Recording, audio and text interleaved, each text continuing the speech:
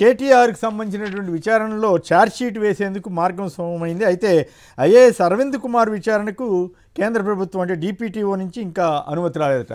మన బీజేపీ పక్షాన ఆ పార్టీ కార్యదర్శి సీనియర్ నేత ప్రకాష్ రెడ్డి గారు మనతో మాట్లాడడానికి సిద్ధంగా ఉన్నారు. ప్రకాష్ రెడ్డి గారు చెప్పండి, కేటీఆర్ గారి మీద విచారణకు అనుమతి ఇవ్వటం ద్వారా ఏం జరుగుతుంది? కేవలం డైరెక్ట్గా ఛార్జ్షీట్ వేసేస్తారా లేదా అరెస్ట్ వరకు వెళ్తారా? ఇది హైదరాబాద్ బ్రాండ్ ఇమేజ్ని దెబ్బతీసే ప్రమాదం ఏమైనా ఉంటుందా? ఇది ఎవరితో మ్యాచ్ ఫిక్సింగ్ తోటి నడుస్తూ ఉందన్న దాని మీద ఇప్పుడు ఈ అర్థం కాని పరిస్థితి ఏర్పడుతోందా? ముందు మిత్రులందరికీ నమస్కారం, మీకు కూడా కొమ్మినేని గారు నమస్కారం. ఇప్పుడు కేటీఆర్ గారి ఈ ఫార్ములా ఈ రేస్ సంబంధించినటువంటి ప్రొసీజర్స్ ఫాలో కాలేదు కాబట్టి ఆయనను ఏసీబీ ఎంక్వైరీ చేయడం కోసం అనుమతి కావాలని గతంలోనే గవర్నర్ గారిని అడిగారు. గవర్నర్ గారు ఇచ్చారు కూడా, అంటే వాళ్ళను ఇన్వెస్టిగేట్ దర్యాప్తు చేయడానికి ఇచ్చారు. దర్యాప్తు తర్వాత దర్యాప్తు ఆధారంగా ఇప్పుడు ఛార్జ్ షీట్ ఫైల్ చేయడం కోసం అనుమతి అడిగారు. కాబట్టి ఛార్జ్ షీట్ కూడా ఇప్పుడు ఇవ్వలేదు అనే ఆరోపణలు కూడా ఎన్నమన్నా చాలా చేశారు. ఎలక్షన్స్, జూబ్లీ ఎలక్షన్ సందర్భంగా కూడా అయినప్పటికీ కూడా ఇప్పుడు గవర్నర్ గారు ఛార్జ్ షీట్ ఫైల్ చేయడం కోసం అనుమతి ఇచ్చారు. కాబట్టి అనుమతి ఇచ్చినప్పుడు సహజంగా ఏసీబీ ఎంక్వైరీ చేస్తుంది. ఏసీబీ ఎంక్వైరీ దాన్ని సుమోటగానే ఈడీ కూడా ఎంక్వైరీ చేస్తుంది. ఎందుకంటే డబ్బు సంబంధించిన అంశం అది. ఒక ప్రభుత్వం నుంచి ప్రొసీజర్స్ ఫాలో కాకుండా ఆ నిధులు ఒక సంస్థకు పోయినాయి అనేటువంటిది ఆరోపణ. దాంట్లో మొత్తం కేంద్రం ఉన్న ఆరోపణ కూడా అదే. ఇక దాని తర్వాత ఆ డబ్బులు ఎటు పోయినాయి, వాళ్ళ దగ్గర ఉన్నాయా, వాళ్ళ దగ్గర ఉంటే ఆ డబ్బులు ఇంకా ఆ తర్వాత ఎటు మారినాయా, చేతులు మారినాయా, ఇవన్నీ కూడా ఇన్వెస్టిగేట్ చేసేందుకు ఇది కూడా దాంట్లో భాగస్వామ్యం అవుతుంది. కాబట్టి ముందు ఇన్వెస్టిగేట్ చేయాల్సినటువంటి దర్యాప్తు చేయాల్సిన బాధ్యత రాష్ట్ర ప్రభుత్వాన్ని. ఏసీబీ దర్యాప్తు చేయాలి. ప్రొసీజర్ ఫాలో కాకపోతే కూడా మంత్రులకు అది బాధ్యత ఉంటుంది. మంత్రుల దగ్గర అధికారులకు కూడా బాధ్యత ఉంటుంది. మీరు డిఓపిటి పర్మిషన్ అంటే 2018 కంటే ముందు ఇవన్నీ లేవు సార్ కొమ్మినేని గారు. 2018 కంటే ముందు ఈ అమెండ్మెంట్ రాకముందు అంటే విచక్షణ రహితంగా ప్రయోగం జరుగుతుంది ప్రతిపక్షాల మీద, దానితో వచ్చినటువంటి ఒక పరిణామం ఇది. అధికారుల విషయంలో కూడా ఐఆర్ ఆఫీసర్ తో పర్మిషన్ తీసుకోవాలని, ఒక ఐఏఎస్ ఆఫీసర్ కి డిఓపిటి తీసుకోవాలనేది. డిఓపిటి కూడా ఇస్తుంది, పెద్ద ఇష్యూ కాదు. బట్ ఛార్జ్ షీట్ ఫైల్ చేయడానికి, ఇన్వెస్టిగేట్ చేయడానికి, ఛార్జ్ షీట్ ఫైల్ చేయడానికి డిఓపిటి అనుమతి అవసరం. ఛార్జ్ షీట్ ఫైల్ చేసిన నా ప్రశ్న ఏంటంటే, కాదు ప్రకాష్ రెడ్డి గారు, నా ప్రశ్న ఏమంటే ఆల్రెడీ ఏసీబీ వాళ్ళు 2 సార్లు పిలిచారు, మాట్లాడారు, మీ ఇష్టం. ఆయన ఓపెన్గా చెప్పాడు. బహుశా నాకు తెలిసి అఫ్కోర్స్ తెలుగు రాష్ట్రాల్లో ఒక మంత్రి గవర్నర్ అనుమతి ఇవ్వడం కూడా ఇదే ఫస్ట్ ఆఫ్ ఇట్స్ కైండ్ ఉండొచ్చు ఈ మధ్యకాలంలో. అలాగే ఒక మంత్రి నేను హైదరాబాద్ ప్రమోషన్ కోసం, హైదరాబాద్ బ్రాండ్ ఇమేజ్ కోసం నేనే ఇచ్చాను అని ఓపెన్గా ఒప్పుకున్నాడు కదా ఆయన. ఇంక ఇప్పుడు అరెస్ట్ చేయాల్సిన అవసరం ఏమైనా ఉందా? నేను ఇందాక మీ బండి సంజయ్ గారి వీడియో అవన్నీ వింటే వెంటనే అరెస్ట్ చేస్తారా లేదా ఇట్లా మాట్లాడినట్లుగా నాకు అనిపించింది. నేను బండి సంజయ్ గారి ప్రశ్న అంటే మాట్లాడినటువంటి బయటప్పుడు నేను కూడా ఉన్నాను సార్. విలేకరులు అడిగిన ప్రశ్నకే సమాధానంగా చెప్పారు. అది ఒక అంశం. అయితే ఇప్పుడు హైదరాబాద్ బ్రాండ్ ఇమేజా లేకపోతే భారతదేశం బ్రాండ్ ఇమేజ్, ఇది కాదు ప్రశ్న. మీరు మౌలికంగా ఏవైతే విధి విధానాలు పాటించి నిధులను కేటాయించాలో అట్లా ఆ విధంగా ట్రాన్స్ఫర్ చేశారా లేదా అనేటువంటిదే ప్రశ్న. నా ఇన్స్ట్రక్షన్స్ మీద వాళ్ళు చేశారు, హైదరాబాద్ బ్రాండ్ ఇమేజ్ కోసం ఏమైనా చేస్తామంటే అది కుదరదు సార్. హైదరాబాద్ బ్రాండ్ ఇమేజ్ కోసం ఏమైనా చేస్తాం అనేటువంటి అంటే ఏ ప్రభుత్వం ఏమైనా చేస్తుంది. అట్లా కాదు. మీకు న్యాయ వ్యవస్థ కావచ్చు, కార్యనిర్వాహక వ్యవస్థ కావచ్చు, ఎగ్జిక్యూటివ్ డిపార్ట్మెంట్ కూడా ఎందుకుంది మరి? ఇప్పుడు అసిస్టెంట్ సెక్షన్ ఆఫీసర్ ఫైల్ ఎందుకు రాయాలి, సెక్షన్ ఆఫీసర్ ఎందుకు ఉండాలి, సెక్రటరీ ఎందుకు ఉండాలి? ఇవి ప్రొసీజర్ ఫాలో కావాలి. ప్రొసీజర్ ఫాలో కాలేదు అనేటువంటిది ఆరోపణ ఇప్పుడున్నటువంటిది. కాకపోవడం వల్ల ఈ నిధులు దుర్వినియోగం. ఇప్పుడు ఏమవుతుంది చెప్పండి? ఇప్పుడు ఏం జరుగుతుంది? అరెస్ట్ చేస్తారా లేక డైరెక్ట్ గా ఛార్జ్ షీట్ వేసి కేసు నడుపుతారా? ఇప్పుడున్నటువంటి అంటే నేను అనుకుంటున్నా, నేను ఊహిస్తున్నా లేదని ఆశిస్తున్నా కూడా సార్, ప్రభుత్వం దాన్ని సక్రమంగా పూర్తి స్థాయిలో దర్యాప్తు చేయాలి. దర్యాప్తు చేసిన తర్వాత సార్ నిధులు ఎక్కడ ప్రజల సొమ్ము ఎటు పోయింది అనేది ఐడెంటిఫై చేయాలి. అది కేటీఆర్ గారి ద్వారా పోయిందా, ఇంకొకరి ద్వారా పోయిందా వేరే విషయం. అది ఎవరి ద్వారా పోయినా ప్రజల సొమ్ము దారి మళ్ళిందా, మళ్ళీ ఎంత పోయింది, ఎవరి దగ్గర చెప్పట్లేదు కదా. దారి మళ్ళీ చెప్పట్లేదు అంటే ఆ డబ్బులు ఒక కంపెనీకి ఇచ్చారు సార్. అవును, ఖర్చు పెట్టారు కదా వాళ్ళు అక్కడ.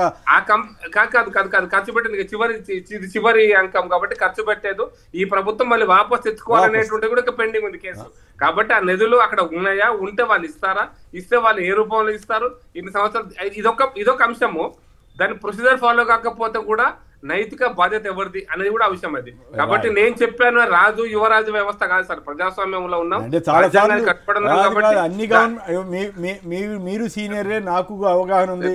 చాలా సందర్భాల్లో మొత్తం నిబంధనలతో సంబంధం లేకుండానే చేసిన సందర్భాలు చాలా ఉన్నాయి. అత్యవసరాన్ని బట్టి ఇప్పుడు అడగాలండి. నాకు గుర్తు ఇప్పుడు ఉదాహరణకి నక్సలైట్లు కొంతమంది ఐఏఎస్ ఆఫీసర్ని కిడ్నాప్ చేశారు. అప్పుడు గవర్నమెంట్ రూల్స్ అని పెట్టుకుని కూర్చుందా? వాళ్ళు ఎవరిని అడిగితే వాళ్ళని తీసుకెళ్ళి అప్పచెప్పింది. అట్లాగే బీజేపీ గవర్నమెంట్ ఉన్నప్పుడు కాందహార్ విమానం కిడ్నాప్ జరిగింది, హైజాక్ జరిగితే అప్పుడు రూల్స్ ప్రకారం ఎవరిని వదిలిచేయడానికి అని లేదు కదా, మనమే తీసుకెళ్ళి అప్పచెప్పొచ్చాం కదా టెర్రరిస్ట్ని.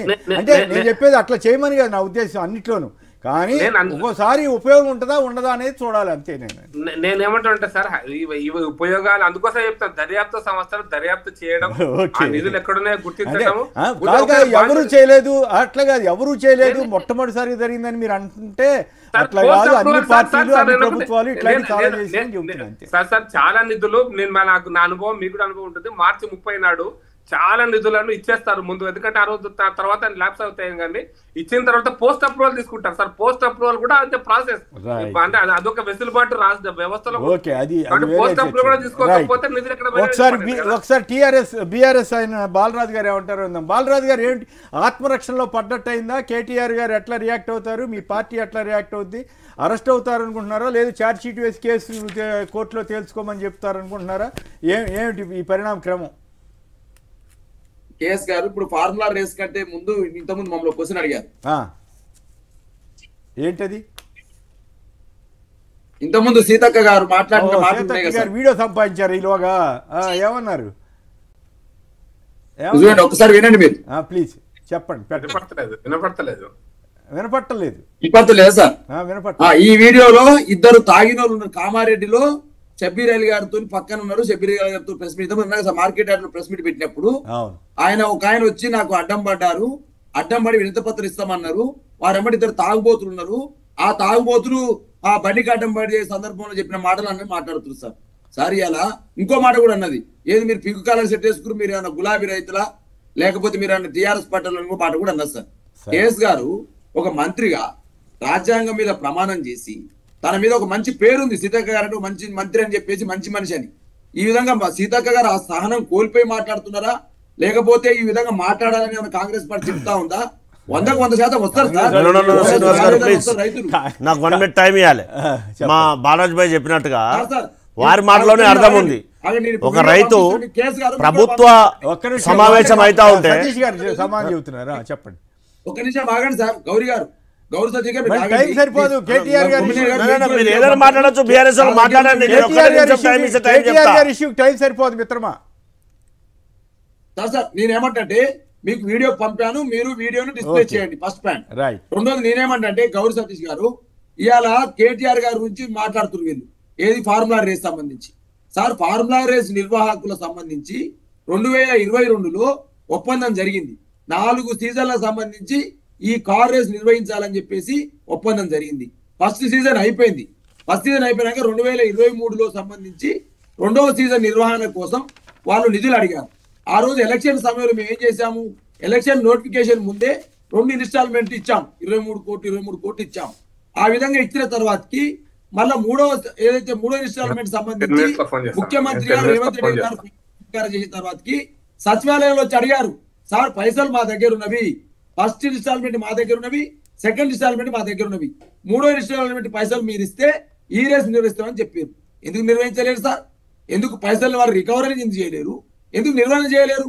కావాల్సుకొని సార్ ఆ రోజు కేటీఆర్ గారు స్పష్టంగా ప్రెస్ మీట్ లో చెప్పినారు, ఎక్కడ ఏసీపీ కూడా చెప్పినారు.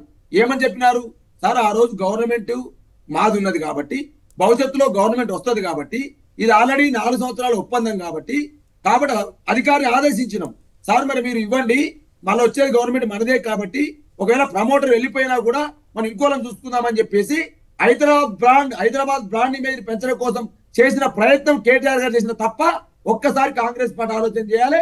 ఈ రోజు బీజేపీ మాట్లాడుతున్న మాటను కూడా ఆలోచన చేయాలి సార్. 4 సంవత్సరాల సీజన్ ఒప్పందం అయితే ఒక సీజన్ అయిపోయింది, 2వ సీజన్ కోసం మేము పర్మిషన్ ఇస్తే ఆ పర్మిషన్ కి ఇచ్చిన పైసలు ఎవరైతే నిర్వాహకుల దగ్గరనే నేను వాళ్ళు చెప్తా ఉన్నారు.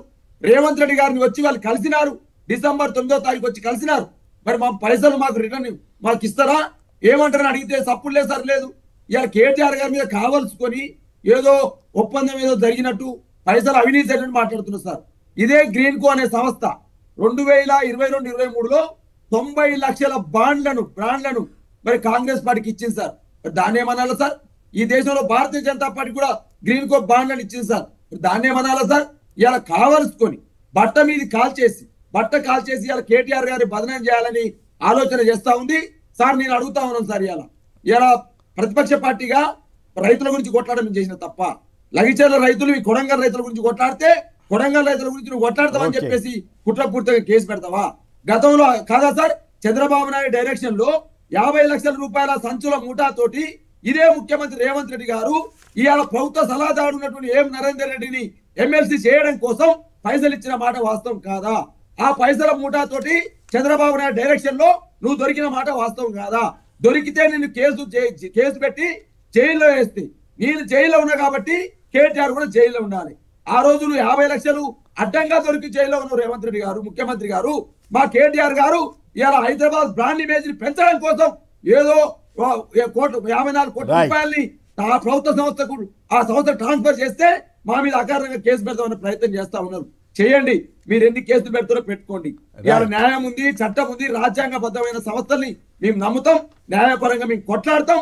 బీఆర్ఎస్ పార్టీగా మీరు ఒక ప్రజల కోసమే కొట్లాడుతుంటే హైదరాబాద్ బ్రాండ్ మీద పెంచడం కోసం ప్రయత్నం చేస్తే మీరు కేసు పెడతామంటే పెట్టండి, జైల్లో వేస్తామే ఏంటి, ఖచ్చితంగా జైలుకి పోతాం చెప్పేసి కూడా శ్రీనివాస్ గారు